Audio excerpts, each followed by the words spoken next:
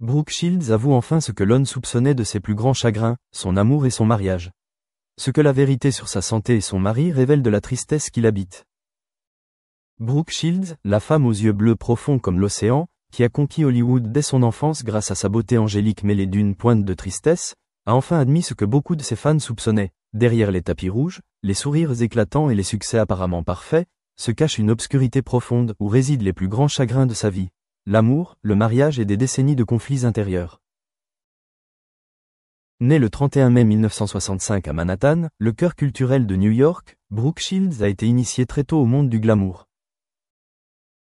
Franchement, grâce à une mère ambitieuse et à une beauté extraordinaire, elle est devenue mannequin enfant célèbre, puis une célébrité mondiale grâce à son rôle dans Pretty Baby, un premier pas controversé mais indéniablement difficile dans sa vie. Quand on doit incarner une fille exploitée sexuellement à 12 ans, le monde n'est plus innocent. L'enfance de Brooke a été une succession de défis, non pas extérieurs, mais liés à la lutte entre son statut d'icône de beauté innocente et le contrôle strict de sa mère. Des années plus tard, en repensant à son enfance, Brooke la considérait comme une vie vécue par quelqu'un d'autre.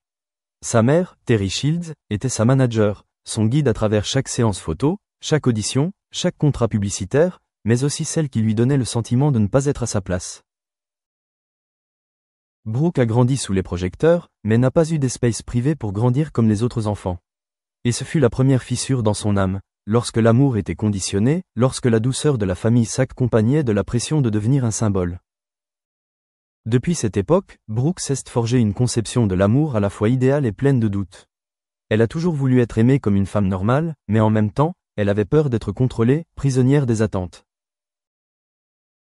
Lorsqu'elle entra à l'université de Princeton, chose rare pour une star célèbre dès son plus jeune âge, Brooke pensait avoir trouvé un monde plus équilibré.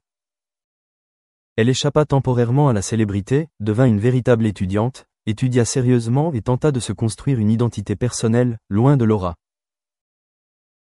Mais même lorsque son éducation et son intelligence furent reconnues, Brooke ne put échapper à l'attention des médias, toujours présentée comme la « fille chérie de l'Amérique », belle, intelligente, mais qui ne semblait pas avoir le droit à la faiblesse.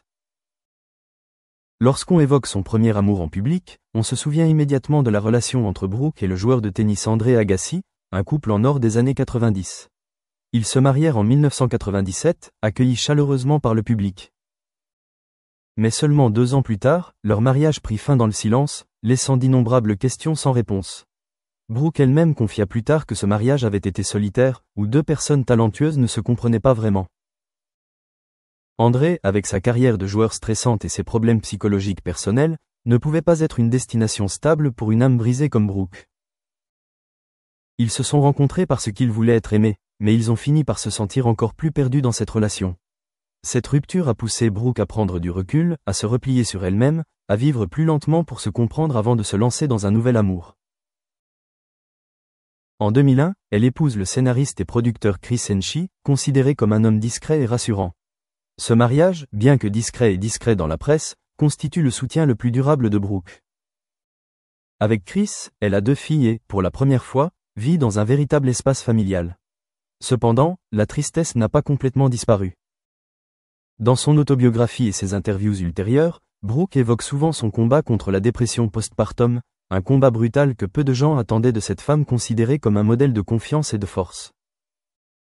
Pour Brooke, la dépression postpartum n'a pas été qu'une période épuisante, c'était un véritable tourbillon qui a détruit sa confiance en elle, lui donnant le sentiment de ne pas être une mère qualifiée, de ne pas mériter l'amour de sa famille. Ce furent des jours sombres, où ses émotions étaient bouleversées, où sa propre fille était déconnectée.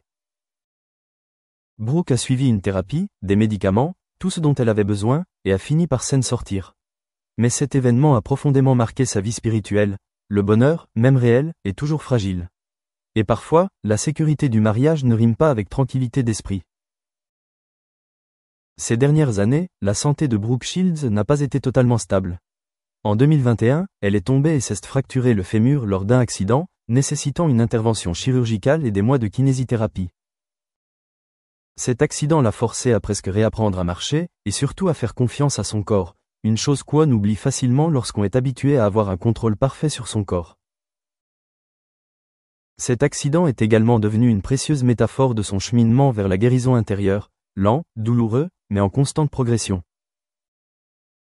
Son mari, Chris Henshey, était toujours cité comme quelqu'un qui aimait Brooke d'une manière très différente, discrètement, et surtout sans s'imposer. Cette douceur était celle que Brooke avait désirée, mais qu'elle avait dû traverser de nombreuses blessures pour pouvoir reconnaître et accepter. Pourtant, Brooke ressentait encore une angoisse profonde. Ce bonheur pouvait disparaître à tout moment, ce qu'elle avait n'était que temporaire. Les blessures du passé, celles de sa mère, des Hollywood, d'amour inachevé, laissaient encore en elle de profonds échos de tristesse. Brooke Shields, à 60 ans, a appris à vivre avec la tristesse au lieu de la nier.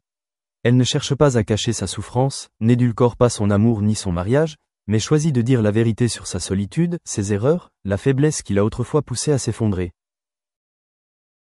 Mais c'est aussi ce qui rend Brooke de plus en plus réelle, plus visible aux yeux du public.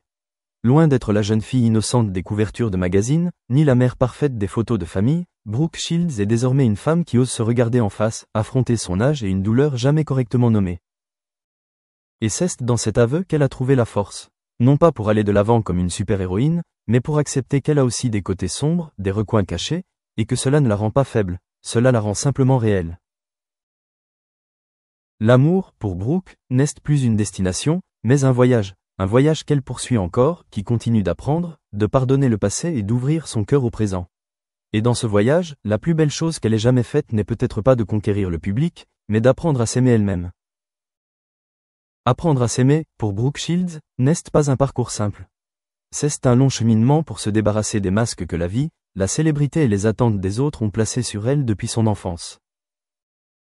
Brooke était autrefois le modèle idéal pour des millions de jeunes filles, belles, intelligentes, admirées, mais ce n'est qu'à l'âge mûr, à 60 ans, qu'elle a pu véritablement dire « Je suis qui je suis, pas ce que les autres pensent que je devrais être ». À une époque où beaucoup choisissent de vivre une vie fermée, loin du public, Brooke Shields est plus ouverte que jamais. Ses récentes apparitions à la télévision, sur la scène des TED Talks, dans des interviews perspicaces, n'ont plus la nuance d'une célébrité protégeant son image, mais celle d'une femme mûre qui s'exprime avec honnêteté. Elle parle d'une enfance déformée par la célébrité, de sa mère, source à la fois d'amour et de souffrance, d'apprendre à pardonner pour ne pas être lié par le passé, et du mariage, non pas comme une fin heureuse, mais comme un effort constant pour maintenir la camaraderie entre deux personnes en constante évolution. Chris Henshey, le deuxième partenaire de Brooke et le plus ancien, a joué un rôle essentiel dans ce parcours. Bien que scénariste et producteur célèbre à Hollywood, il a choisi de vivre derrière Brooke, tranquillement et discrètement. Cette simplicité a soutenu Brooke après de nombreux bouleversements. Mais même avec Chris, elle ne peint pas de contes de fées. Elle a un jour avoué avec franchise que le mariage est un travail qui exige un travail émotionnel constant. Il y a eu des moments où ils sont tombés dans le silence, d'autres où la distance a semblé trop grande, et d'autres où elle a dû se demander « Sommes-nous toujours en phase ?»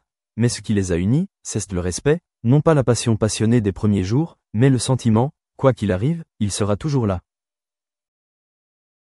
Cela ne signifie pas un amour parfait. En fait, c'est parce que Brooke ne rêve plus de perfection qu'elle se sent plus en paix. Elle a compris que tout mariage durable a ses périodes de disette, ses silences indicibles, et que l'important n'est pas de les éviter, mais de les traverser courageusement ensemble. Brooke n'attend plus de l'amour qu'il apporte la perfection. Elle espère seulement qu'il est suffisamment sincère pour ne pas le quitter lorsque